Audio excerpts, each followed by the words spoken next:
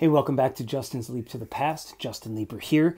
My last episode, which I just finished filming, was about my time making WWE video games for THQ. And I just decided to go right into a part two of that because I really feel like I didn't get a whole lot down. And, I'm trying to keep these below 10 minutes again. And I basically hit 10 minutes. I guess we left with, we left in a lot of ways, but, an amazing thing too is, so making video games, it's amazing when a game comes out and it's not terrible. To make a decent video game, especially in the small amount of time we had, is something that I think is surprising when you know how it's done. You know what I mean? When you know what's in the hot dog, you're amazing that the hot dog ends up tasting decent. So we would have months of debugging and QA and feedbacking where I would, I and many other people play the game. Of course, I played Road to WrestleMania to check on that. And I would make these notes for Ukes, for the developer, to go in there and fix or not fix. And I would have to assign, like, A bugs are, these need to be fixed right away. They ruin the game. B bugs are, this is pretty important to me. C bugs are, this would be nice if we fixed it. So one example, and again, I'm sorry if I'm mixing up iterations of this game, but I think in SVR09, you have the main menu in Road to WrestleMania is like your locker room. And there's a chair there, and on the chair, it's supposed to be your phone, and you get voice messages or emails from other talent, and it kind of helps lead you along the way. But so it was initially designed to look like, I gave a couple phone ideas and they mimicked it almost identical. So legal was like, this looks just like this, brand name phone. They can't do that. So they changed it into another style, but it looked really big. It almost looked like a laptop size. So you would have to almost hold it up to your head like that to talk. But that was not, at that point, that was not a game-breaking bug. So there was not the budgetary time to fix it, because everything we asked of them had a cost of time, whether it was 3 hours, whether it was 3 days, whether it was 3 weeks, and we only had so much time. Again, these games come out every year, which means we have about 11 months if we're lucky to finish them. So, but I felt really good about the game. Nothing's going to be perfect in that time, but it was amazing to open up. And I think Official Xbox Magazine was the first review that I read, and they were very nice about Road to WrestleMania mode. They really liked it. And that made me feel so validated in the year that I spent of, crunch is something in video games for everybody, where you're working long hours in crucial times. We were lucky because Ukes, our Japanese developer, they work crunch all the damn time. Those guys are sleeping under their desks half the year, probably. And we in the US, as designers, we didn't really have that kind of consequence. But we still were working pretty hard. And, as the mode went through, like I said, I directed the motion capture. And this was the first year, so I kind of used the guys that the other regime was using. And they were good actors, guys who I still like to this day, and kept on for the majority of my time with the project. But I would have to go into this same company's studio and watch each cutscene and say, okay, move the camera here. Randy Orton's lips don't look right when he says this. Let's fix that hit. Let's move the hand up so it hits the jaw and not the neck.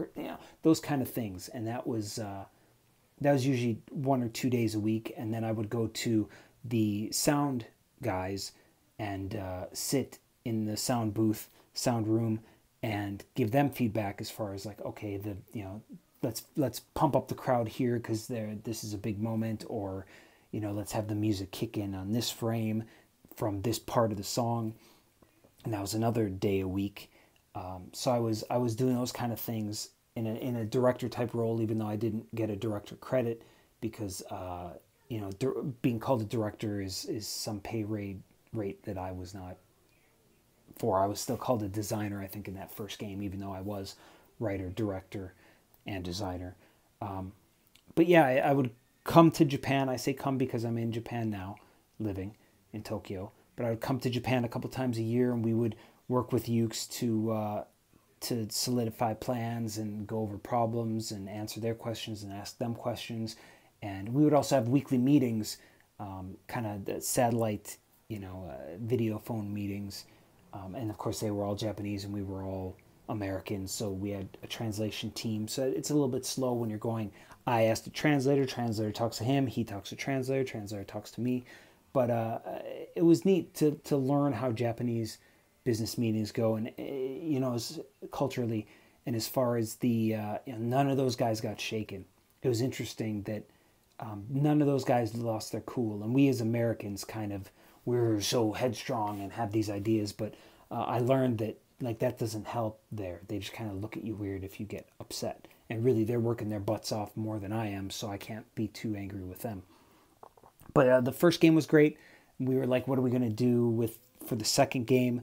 And I think Corey got the idea to have branching storylines or interactive cutscenes, I think he called it. So what we did was we would have a scene, and the cutscene's normally a scripted scene that you watch. You don't really have any interaction with.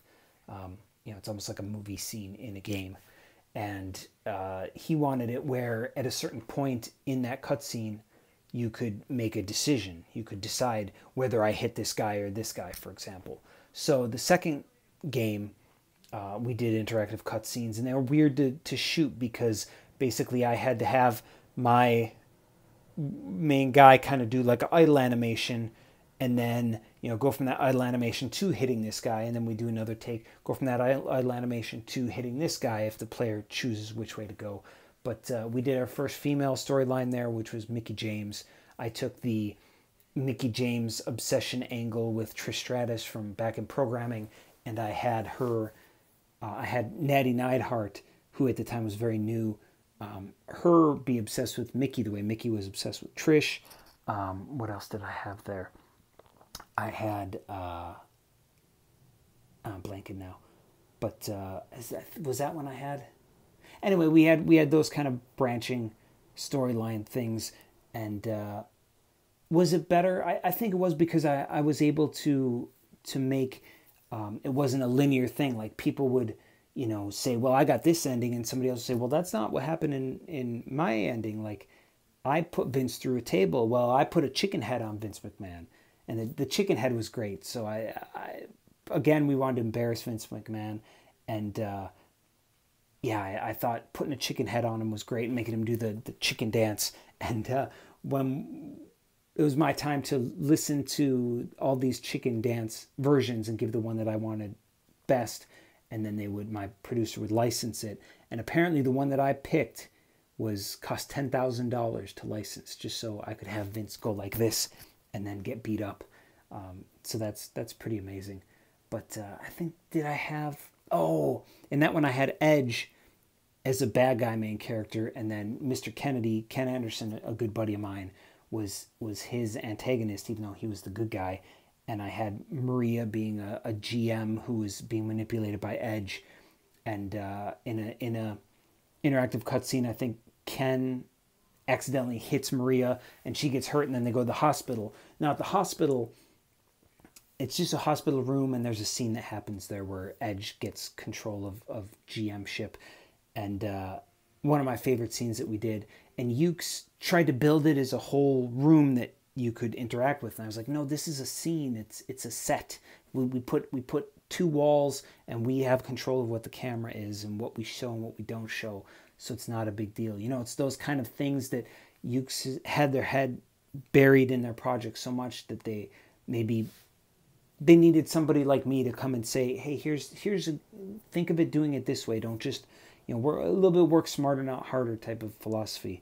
But, and really in my job, it was trying to make stories match with gameplay, because you have people who can make good wrestling stories. You have people who can make good wrestling gameplay, but you have to meld the two in a way that's satisfaction, that kind of you're a slave to both masters, that you want to have it makes sense in the context of gameplay and makes sense in the context of story.